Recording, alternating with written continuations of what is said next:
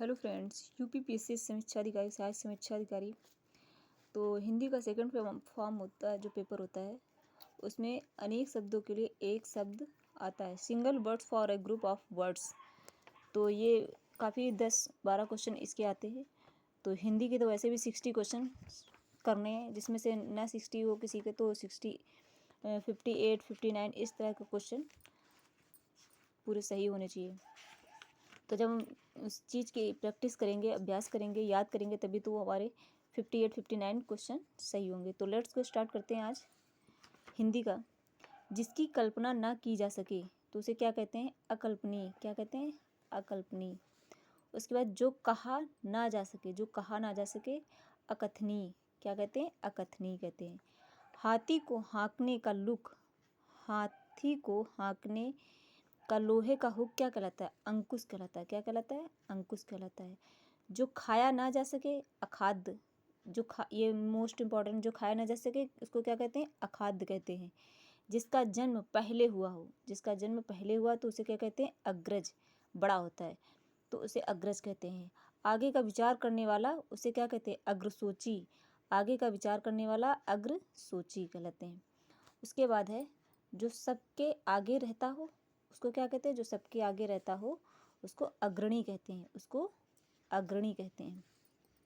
जिसका ज्ञान इंद्रियों के द्वारा ना हो, जिसका ज्ञान इंद्रियों के द्वारा ना हो उसको क्या कहते हैं? अगोचर, अगोचर।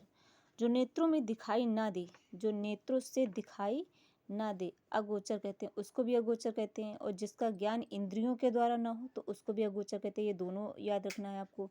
जो इंद्रियों से परे हो, जो इंद्रियों से परे हो उसको भी अगोचर कहते हैं। तो यहाँ पे 3 अगोचर हैं और तीनों का यहाँ पे जो अर्थ वो अलग अलग दिखाई दिया है। तो जिसका ज्ञान इंद्रियों के द्वारा ना हो वो भी अगोचर कहलाता है। जो नेत्रों से दिखाई ना दे वो भी अगोचर कहलाता है। जो इंद्रियों से परे हो वो भी अगोचर कहलाता है। तो नेक्स्ट है उसके बाद समाचार पत्र का मुख्य संपादकीय लेख क्या कहलाता है? अग्रलेख। ये भी इम्पोर्टेंट है। समाचार पत्र का मुख्य संपादकीय लेख अग्रलेख कहलाता है। जो खाली ना जाए उसे क्या कहते हैं? अचूक। जो खाली ना जाए उसे अचूक कहते हैं। जो निशाना कहते हैं, जो निशाना खाली ना जाए उसको अचूक बोलते हैं। जो अपने स्थान या स्थिति से अलग ना किया जा सके, जो अपने स्थान या स्थिति से अलग ना किया जा सके उसे क्या कहते हैं? अच्युत। क्या कहते हैं? उसे अच्युत कहते हैं। यहाँ पे वेरी इंपॉर्टेंट, ये भी बहुत इंपॉर्टेंट है। जिसकी चिंता नहीं हो सकती है, अचिंत्य। जिसकी चिंता नहीं हो सकती उसे अचिंत्य कहते हैं। जो छूने योग्य ना हो उसे अछूत कहते हैं। जो छुआ ना गया हो, जो छुआ ना गया हो उसे अछूता कहते हैं। जो बूढ़ा ना हो उसे अजर कहते हैं। जो बूढ़ा ना हो उसे अजर कहते हैं।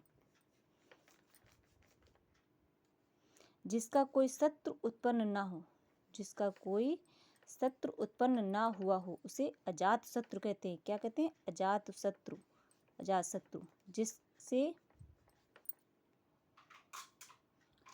जिसे जीता ना जा सके, जिसे जीता ना जा सके उसे अजेय कहते हैं। जो ना जाना गया हो, जो ना जाना गया हो वो अज्ञात कहलाता है। जो जाना ना गया हो उसे अज्ञात कहते हैं। जो कुछ नहीं जानता हो उसे अज्ञ कहते हैं। जो कुछ नहीं जानता हो उसे अज्ञ कहते हैं। जिसके कुल का पता ना ज्ञात हो उसे अज्ञात कुल कहते हैं। जिसके कुल का पता ना ज्ञात हो उसे अज्ञात कुल कहते हैं। जिस हंसी से अट्टालिका तक हिल जाए, जिस हंसी से अट्टालिका तक हिल जाए उसे अट्टहास कहते हैं, उसे अट्टहास कहते हैं। जो अपनी बात से ना टले उसे अटल कहते हैं। जो अपनी बात से ना टले उसे अटल कहते हैं। ना टूटने वाला अटूट कहते हैं, ना टूटने वाला अटूट कहते हैं। जो अपनी जगह से ना डिगे उसे अडिग कहते हैं। आढ़त का व्यापार करने वाला क्या कहते हैं? आढ़तिया। पदार्थ का सबसे छोटा इंद्रिय ग्राह्य विभाग या मात्रा अणु कहलाता है। क्या कहलाता है? अणु कहलाता है। सीमा का अनुचित उल्लंघन अतिक्रमण कहलाता है।